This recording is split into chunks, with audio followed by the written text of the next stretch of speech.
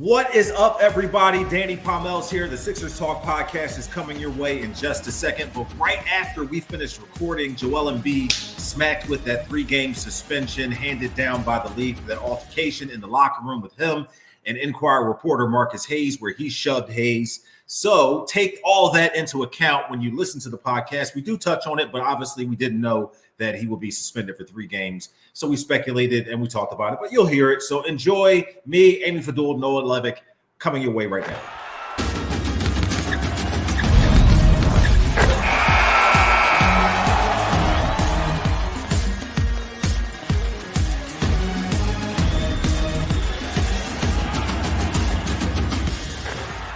Baby, that open always gets me juiced up, man. Welcome to the Sixers Talk podcast, brought to you by Wilmington University. WilMU Works, Danny Pommells, Noah Levick, Amy Fadool, our producer Ben Berry, helping us make things happen behind the scenes, and a lot to talk about here in the world of Sixers fandom. Unfortunately, not another win to talk about. We've had 2 more games. Memphis, Phoenix, over are the 76ers. Their only win coming in overtime. But guys, do you agree you can take some enjoyment and solace in your opponent's miseries, your foes' miseries, because the Milwaukee Bucks still have a worse record than the 76ers, only 1 win, and they've had their full complement. The Sixers are their 1 win. Right. Hey, you got to take it where you can get it. The depleted Sixers, less than full strength Sixers, did lose to the Milwaukee Bucks on opening night. But here we are, guys. A lot to get to. Joel Embiid is being investigated by the NBA. Tyrese Maxey passes a small milestone. What is going on with Paul George and how he's playing? I think that's a great place to start. 4 for 14 in his debut with the Phoenix Suns. It was good to see him out there. The shooting, I'm sure you can agree, Amy, was one thing, but the offense he helped create was something else. So you see the impact that he had out there, and Noah, as well as you can see the upgrade over Tobias Harris. Not fair to make a comparison between those two because Paul George is obviously a different type of talent, a better talent, but they play similar positions, and you can see the versatility that Paul George brings, the smoothness, the ability to create and for himself and others, but not a win for the 76ers on a bit of a controversial ending. Thoughts on Paul George's debut, Amy, after doing Sixers pre and post last night and here on the podcast today? Yeah, it was interesting. We come on at halftime and we do halftime live. 63 points for the Sixers at halftime, and we thought, wow, a lot different. They already had 15 assists at that point. Here was a team going into that game with the Grizzlies. They'd yet to record 20 assists. They were the only team in the NBA that hadn't had a 20-assist game at that point. Now they've had 2. Everybody in the NBA is averaging 20 assists, and the Sixers had yet to have one. Now they had 27 in that game last night against the Suns. So it was the 3-point shooting, the spacing, Tyrese Maxey's percentages, everything was just elevated having Paul George on the court. The offense was more fluid. The ball was moving more. There was no stagnation as far as someone standing there and looking around and waiting for Tyrese Maxey to save them and do something. So that, to me, I know Paul George, obviously, percentage-wise, not what you're used to seeing from him, but it's his first game, obviously, since he got hurt in the preseason. And I thought you saw, so obviously some rust on that. We could talk about the ending coming up. But overall, the offense was it was a shame they didn't come away from the win because they certainly played well enough. Not scoring a bucket in the last 3.5 minutes is going to hurt you every single time, especially when you're playing against a guy who's a walking bucket and Kevin Durant. But I thought defensively they did a nice job at times. And offensively, it was just night and day from anything we've seen. Even in the win over the Pacers, it was night and day. It was so much more of what you expect to see from the Sixers. And honestly, I know we did the post-game show because it was, as a loss, but it didn't feel like a loss when we're talking about it. You talked about some of the disappointment in it, but it was more like, wow, like this, I know they're 1-6, but this is much better. There was a lot more hope after a post-game show after a loss than I've ever experienced personally. Noah, Paul George makes his debut, and you can say what you want about how the game transpired and what could have happened with missed possessions with the 76ers, empty trips down the floor, bad passes, turnovers, where Paul George has 6, I believe, turnovers himself, but 7 turnovers. Yeah. But can you give us your thoughts on down the stretch, the game on the line? Paul George admits after the game that he wasn't quite sure of the situation. Amy mentioned some rust. George admitted that he thought that he was shooting a 2-pointer for them to win the game when he was actually shooting for the tie. He said he would have gone for a 3 had he known that it was a 2-point advantage, that Kevin Durant bucket gave them a 2-point advantage. So he thought they were only up 1. You attribute that to rust. Would you have preferred Tyrese Maxey have the ball in his hands? How did you dissect those last few minutes, and were you surprised by George admitting that he didn't know the circumstance? Yeah, definitely don't. Even in a situation where he hasn't played in a while, you expect a 9-time All-Star 34-year-old guy to know the score of the game. And then the logic of it to me was a little strange. Like I actually think in some situations where teams are desperate to shoot a 3, they don't generate the best quality shot. So I'm not sure that materially hurt the Sixers in that situation, that he thought a 2-pointer would have won the game when in fact it only would have tied the game. The look wasn't bad. Kyle Lowry, as he often does, set a good hard veteran screen, and the Sixers got a matchup they liked with George against Grayson Allen. And the shot very nearly went in. If it had, everyone would have felt very different about it. I was a little surprised Nick Nurse didn't call a timeout to get organized in a situation where these guys are playing together for the first time. But obviously the opposing point of view there is the offense had been unproductive for the last several minutes, even when they were running organized sets. Don't give, the Suns a chance to huddle up. Just go down there, get a switch that you feel decent about, and let Paul George do his thing. But yeah, I think there's certainly a good case that Tyrese Maxey, someone very much not dealing with any rust, leading the NBA with 41 minutes per game, would have been a very strong option in that spot as well. Maxey had an awesome third quarter, huge scoring flurry, and I think would have been confident if the Sixers asked him to deliver with the game on the line. So yeah, it's a real bummer. I think it's a game where they did so much well, and they overcame some of the expected issues when you're playing Guerschon Yabusele at the 5 against a 7-footer in Nurkic. Yabusele had a great game. The second unit as a whole was fantastic for the Sixers, and it's a spot where just the late game execution let them down, as well as it being, I think, appropriate to give a giant hat tip to Kevin Durant, who's just borderline unstoppable when he is on his A game, as he was down the stretch last night. But yeah, with the late game decision, I would say I was just expecting Nick Nurse to call a timeout. I think we've become used to coaches wanting to have some control in those situations, and ultimately having a little trust in his team and in Paul George there, it just didn't work out. And I think anytime you lose, you certainly are open to criticism there. Amy, you mentioned him not scoring in the last 3.5 minutes. If you follow the flow of the game, Guerschon Yabusele hit some big shots leading up to that 3.5-minute mark where they didn't score.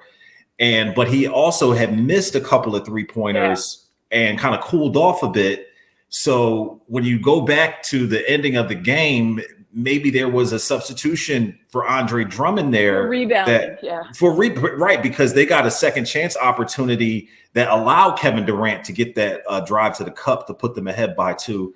So there was a substitution that could have been made there. And then the timeout following that, instead of just letting Paul George kind of hold the ball and then kind of get into his shot there at the end with the pick and roll.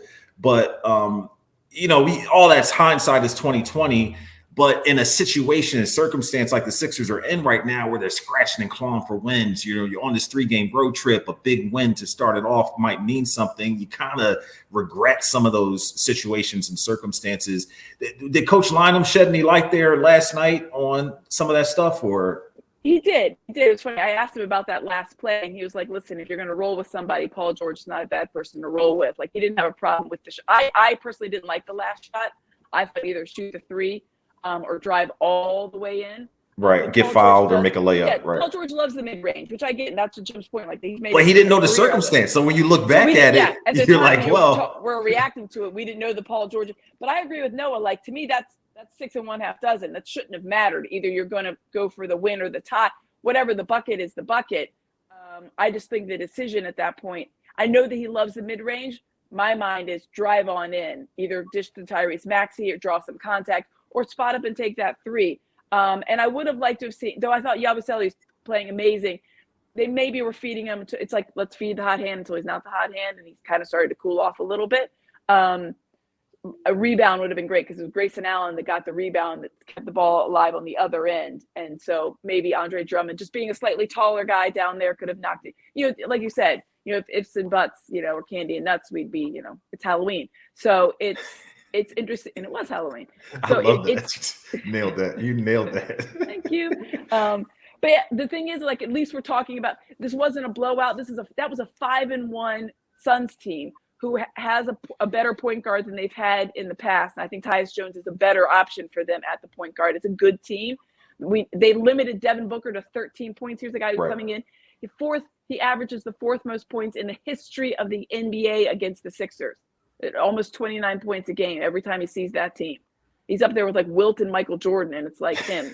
It's ridiculous. He sees them and just like dollar signs. So I thought Kevin Durant's going to do what Kevin Durant does. And I think Nick Nurse said that at the end. I go back to something Coach said once. It's like, hey, Coach, this was in the green room. This was years ago. Like, how do you try to stop Kevin Durant? You don't, Abe, with a gun.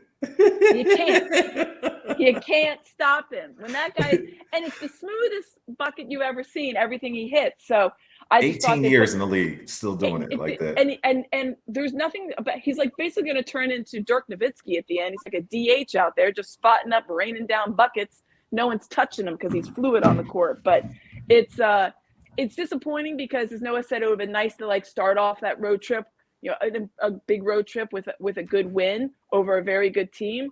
But I think there were a lot more positives to take away. It's just disappointing that we're talking about some of the mistakes. And I guess you could chalk that up to, you know, some growing pains, some rust.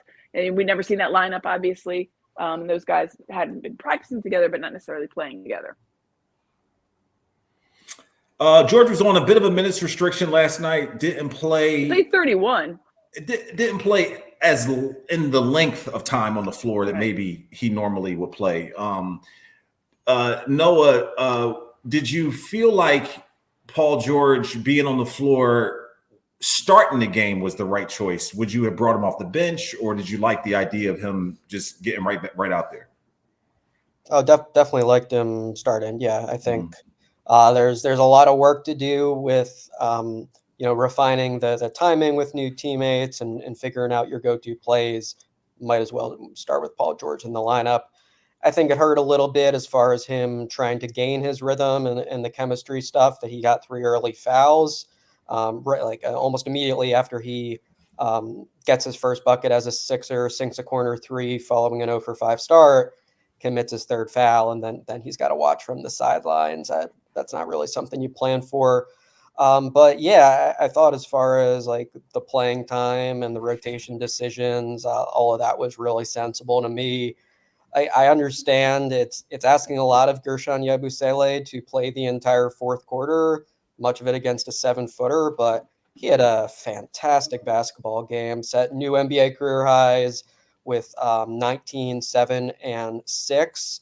And you saw the fearlessness with the dunk against Nurkic. You saw the willingness to fire away from 3 when he's open.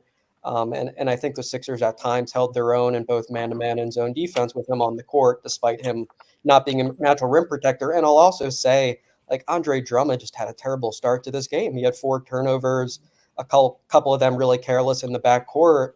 And I think if you're a coach and you're thinking, what can I trust, in a crucial moment, Drummond didn't give you a lot of reasons to believe in him with his play last night. So, yeah, I thought George starting the game and the minutes allocation kind of in general made sense for the Sixers. And I do think it stings that Kyle Lowry also played so well. Eric Gordon had a great stretch in the 2nd quarter against his former team, and they still, just fell a tiny, tiny bit short of, I think, what would have been a really uplifting win. So now we're looking at their worst start as a team since the 2016-17 season. And yeah, next up is Paul George's former team. So the Sixers will try to get that second win when they make their first visit to the Intuit Dome tomorrow night.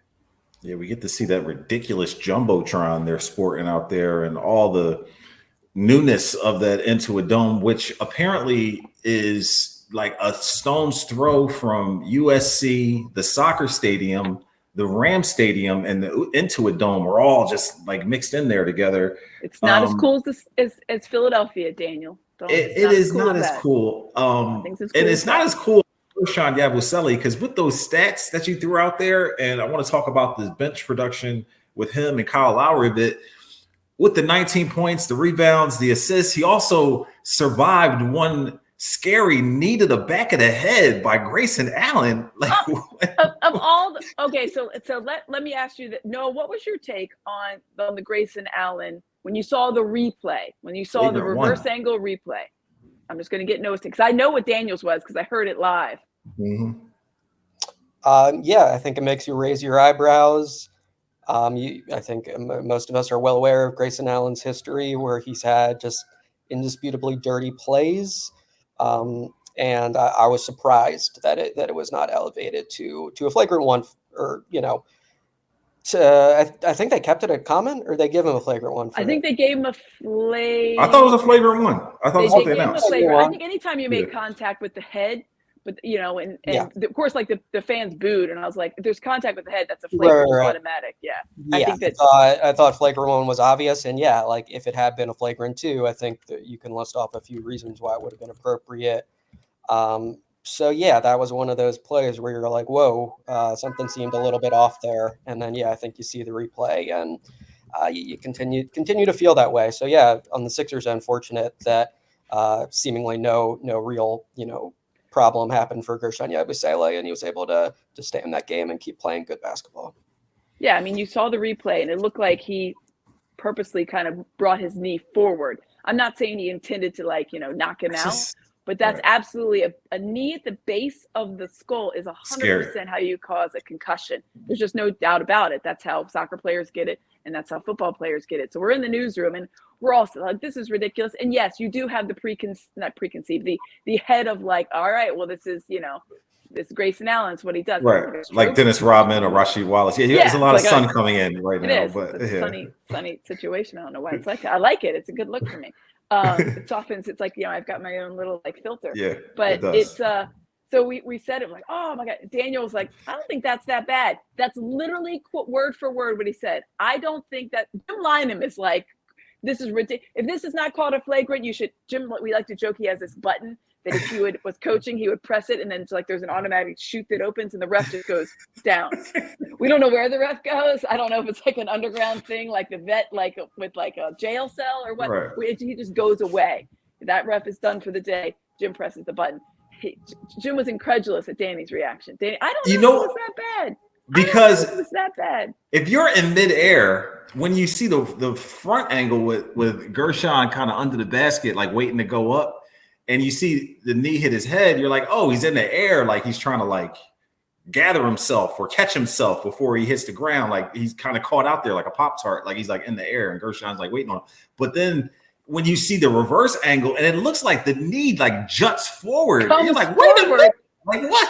Like, did he intentionally try to do that? So yeah, I definitely at first I'm like giving him the benefit of the doubt, but maybe that's why he has all that gray from all the trauma he's induced on other people. It's like coming back on him. Karma. Yeah, right. That's called karma. All that gray hair, and this dude's like under 30 was just this ridiculous salt and pepper Ben Davis situation going on. But I don't need to throw Ben under the bus like that, right? Don't conflate him with Grayson Allen, one of the more. I love you, Ben. That's just rude. As good as Grayson Allen was, Kyle Lowry was right there, fearless, shooting the basketball, turning back the clock a little bit. Surprised at his leadership, the demonstration of leadership at all, Noah? Or are you surprised by how well he's shooting the basketball from 3 as well? What do you think? Yeah, didn't have him down for 60% from 3 through the Sixers' first 6 games. Not at all surprised at the leadership. I think it grows more and more noticeable by the day. Like 3 or 4 minutes into that game, he's right by Nick Nurse's side, chatting with Tyrese Maxey during a free throw stoppage. And his screen setting, just continues to be very, very effective. He knows the dark arts of how to draw a switch and get someone else the matchup they want. The Sixers have been using him a lot in that capacity to start this year. So yeah, I think like anything you can get from Kyle Lowry in terms of shot making and scoring is great for the Sixers. Like there's just not many 38-year-olds in the world who can be reliable in that sort of way. And yeah, I think he's at a really nice start to the year. The other day, Nick Nurse said, ideally when we're at full strength, Gordon and Lowry are guys he sees in that 15 to 20 minute per game ballpark. Obviously, Lowry slid from the starting lineup to the second unit last night. And I think that does continue to feel about right to me. You don't want to overtax him. You want to do what's in your power to ensure he stays healthy and fresh through the year. But right now, they've needed him to take some big shots, to play some important minutes, both next to Maxey and behind Maxey at point guard. And I think he's been overall a bright spot for the Sixers. And yeah, definitely someone who is reliable in a situation where almost everything feels chaotic and frustrating. I think Kyle Lowry these days, he's going to make some jumpers as well as doing all the gritty veteran sort of traits that he is well known for. A lot more to talk about here in the Sixers Talk podcast, including 2 in LA, a couple more late night games coming up. So get your coffee and prepare yourself for these late tip-offs. But let's give some love to our sponsors. We are, of course, brought to you by Wilmington University. WilmU works at Wilmington University. Your dream is our mission. We can help you get the skills you need for the career you want. Learn more at wilmu.edu. Celebrity cook Steve Moderano brings his Italian-American cooking back home to Philly. Enjoy Moderano's Prime at Rivers Casino and Steve's famous meatballs with Sunday gravy, prime steaks, and more. Make reservations for Moderano's Prime on Open Table. Yes, we have 2 more, as I mentioned, on this 3-game road trip. 2 in LA, Paul George's hometown, his old team, LeBron James, Anthony Davis, all that is still to come. But back here on the home front, we had an altercation and situation that came to a head, was brewing last week. Joel Embiid stepped to the podium at the Sixers practice facility, took exception to an article that Inquirer columnist Marcus Hayes wrote, really criticizing Joel's lack of availability here at the beginning of the season. And in that, he mentions Joel's brother and son, both named Arthur, and basically implied that the pride he has for those his relative and his son should reflect in him being on the court to give them to honor his brother, give a demonstration of the pride that his son should have and being out there and playing and being available for his team and so on and so forth. He didn't spell it out necessarily that way, but that was kind of implied if you read the article. But point being is that but you took that out. But yeah, that's the thing. Eventually, he took it out and apologized. Yes. Did he apologize? I think on Twitter, he said something to this. Sorry about that. Yeah, it was definitely. I wasn't in the locker room. I've known Marcus a long time. That's not a real apology. Well, Noah, he shows up the next game to, I assume, be able to face the music. If Joel wants to say something to him directly because he wasn't at the practice facility at the time, he steps into the locker room. Joel sees him. A shouting match ensues. I'm going to assume you were in the locker room at the time, Noah. Can you give us some insight on what you saw, how it transpired between the two of them? Because we know the NBA is investigating Joel because he eventually shoved Marcus after a shouting match he shouted at Marcus. Yep. It's the kind of thing where the locker room opens up and there's it's kind of a standard order of events. So, initially we were told Tyrese Maxey is going to speak, and then very quickly it became clear that something else was going to happen first between Joel Embiid and Marcus Hayes. So Embiid spotted Marcus and immediately got up to confront him and, essentially told him, don't ever do that again. Don't, mention my family or my dead brother. That's not okay. Do not do that again. Marcus asked, can I apologize? And Embiid said no, and, continued this heated back and forth. And yeah, from, the perspective of, I think, other folks, myself and other folks in the room, it was pretty jarring. I think we were aware, based on Embiid mentioning Marcus prior, that he was very angry and that this was a very intense personal thing for him. But we're just not accustomed to that. I think Joel Embiid, throughout his career, has been someone who's professional, with the media, and has never displayed this level of animosity before. So, yeah, Embiid said it's not the first time. Marcus Hayes said actually it is the first time. A little bit more back and forth, and then things, from my perspective, just kind of watching it unfold, seemed to escalate really quickly. And then there was this brief moment of physicality, which to me indeed did seem like a shove, a push. Clearly the exact terminology there has become an object of much interest. Just this brief, split second moment where it was physical, and then Joel Embiid was separated from that situation by Sixers PR staffers and team security. So for me, initially, it just felt like, get out of the way. This is a personal moment where I think Joel Embiid was understandably very angry and emotional about something that he thought crossed a line in an extreme fashion. His brother passed away tragically, hit by a truck in Cameroon when Arthur Embiid was 13 years old. Embiid has obviously named his young son Arthur. He started the In Memory of Arthur initiative to support Philly nonprofits. Like, this moment is obviously a huge, huge one in his life that he continues to think about every day. And I think the personal animus, led to this great anger and intensity. And then Embiid, with the moment where things became briefly physical, obviously put himself in the headlines, because then it becomes this big story where that isn't ever supposed to happen in terms of a player, having a physical altercation with someone that covers their team. So, yeah, really stunning stuff. I think everyone was sort of trying to process it in the minutes afterwards, and definitely felt way bigger than sports. Felt like a moment where real life very much intruded to this job we all do, where things are often trivial and fun.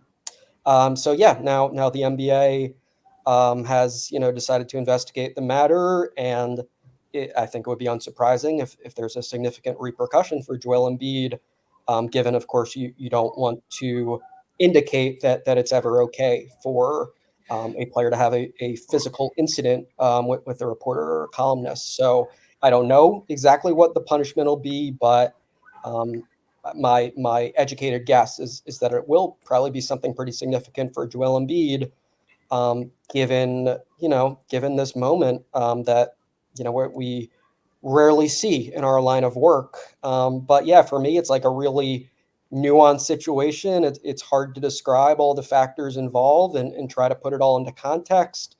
But that's kind of my perspective on it and my 2 cents from being right there. And yeah, very strange, because like I and I think reporters in general don't even want to be part in the story of a story, in the sense of, oh, you were there like when this big shove happened or something. But unfortunately, that's kind of where we're at now, and that's my attempt to sum up the events that unfolded there.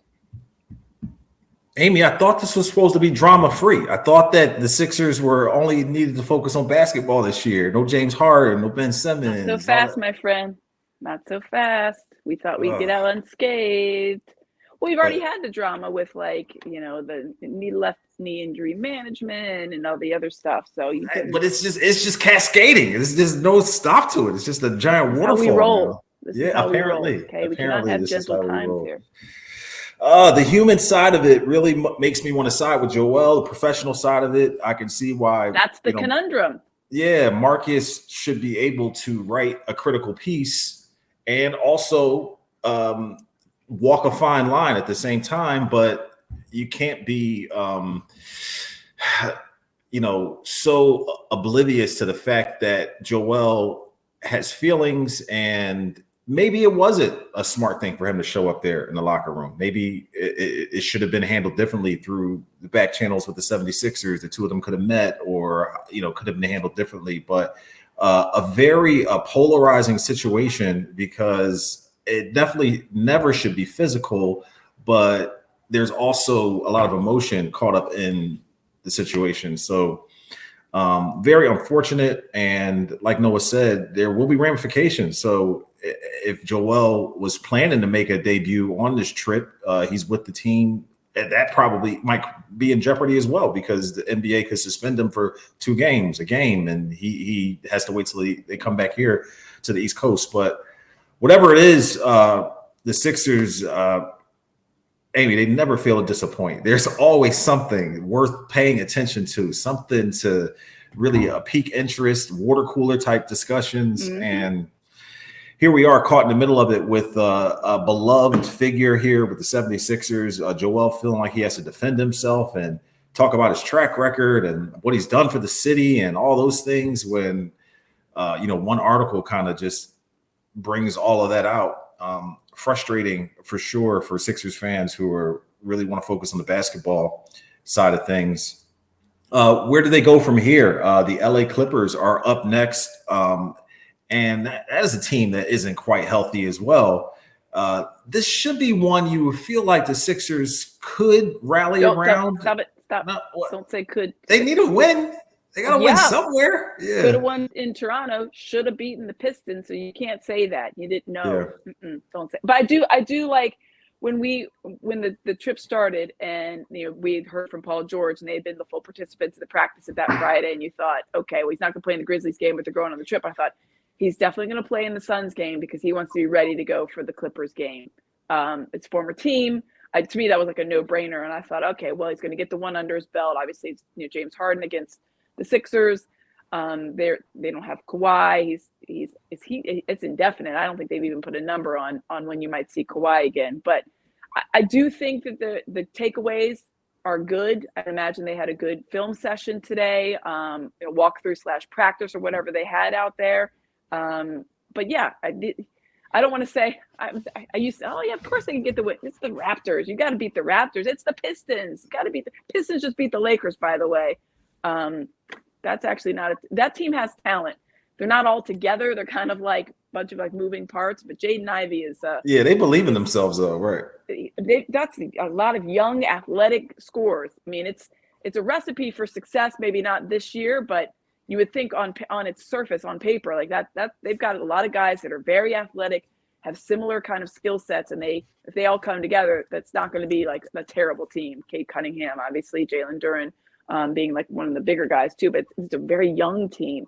But Ivy played exceptionally well against the Lakers. And they don't even have Asor Thompson. He's not even playing. So yeah, you would think that they're going to be up for this game. They're ready to go. They're going to get the takeaways from the Suns game and think, we did a good job defensively on one of the top players for the Suns. And then we almost pulled out the win. I think it's interesting to see what the rotation looks like going forward with Yabusele and Drummond, because I feel like that's a kid that you're going to be hard pressed to keep down as far as not try to get him some minutes in some way, shape or form. If he gets going, he can get going. He made threes.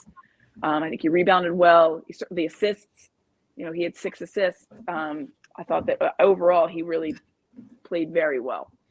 Offensively, he gives you more than Drummond.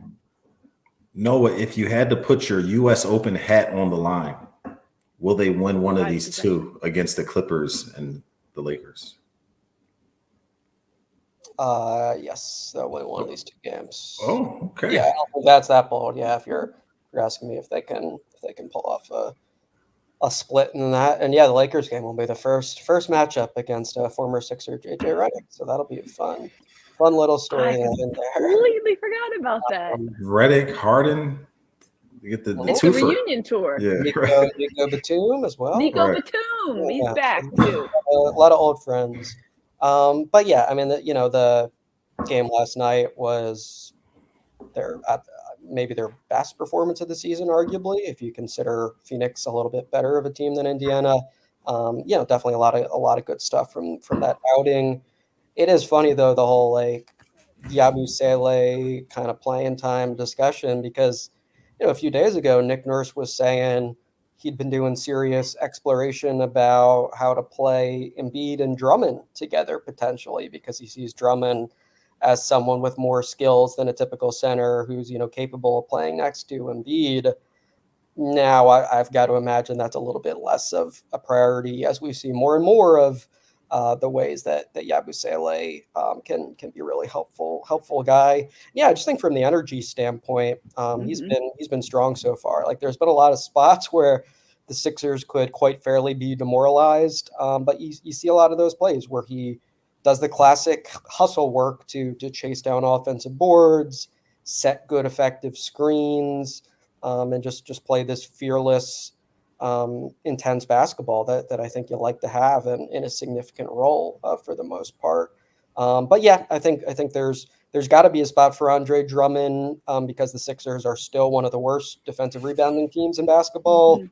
And he's historically done that at a very high level. And yeah, there's a lot of nights where they just look small, like in that Grizzlies game where Memphis is throwing out Zach Edey, Jaren Jackson Jr., Jay Huff, all these players over 7 feet tall. Obviously, there's value in having a more traditional big man on the court for some of those minutes. So, a lot of this calculus looks easier when Joel Embiid is on the floor and solving various problems. But I think for now, absolutely warranted if Yabusele is taking some minutes away from Drummond in the near future, just given how things have been trending and the fact that you've got to be pretty desperate for a win these days. Like you've got to kind of lean toward whatever is working, and I think whatever's going to be effective in that particular night's matchup. It will be a battle of the step backs on Wednesday watching Tyrese Maxey with that footwork. Man, he was on a heater there at one point too. You got to think James Harden in a way, man. I may have mentioned this on the podcast before. He don't have that without that time he spent with James here with the 76ers, them working out with Sam Cassell. James Harden, for all of his warts, is still one of the top players. Will go down as one of the top players, one of the best shooters, scorers, what have you. He has a tremendous skill set. He can score at will. He's a scoring champion.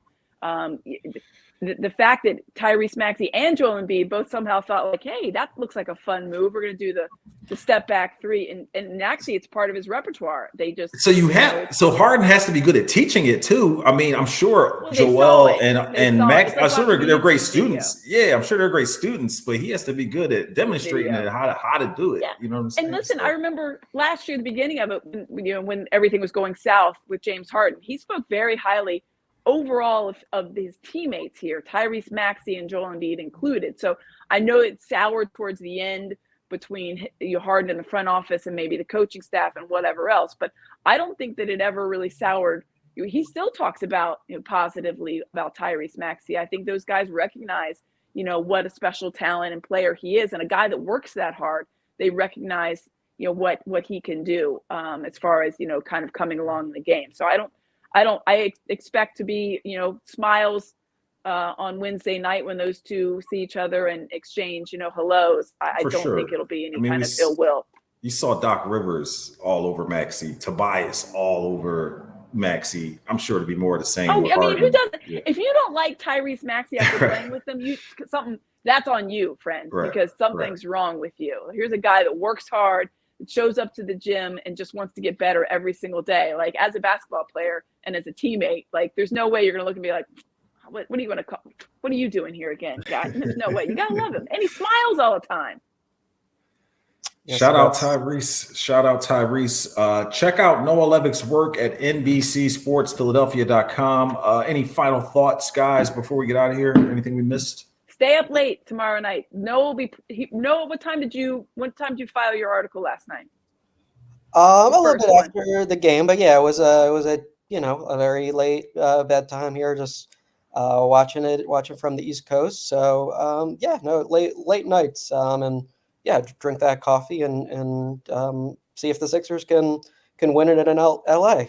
It was a really good game against the Clippers last year. I think it was one of their like better wins last season. And I remember there was some fun Maxey versus Harden action in that fourth quarter. Just though to put a bow, because I think Danny teased it.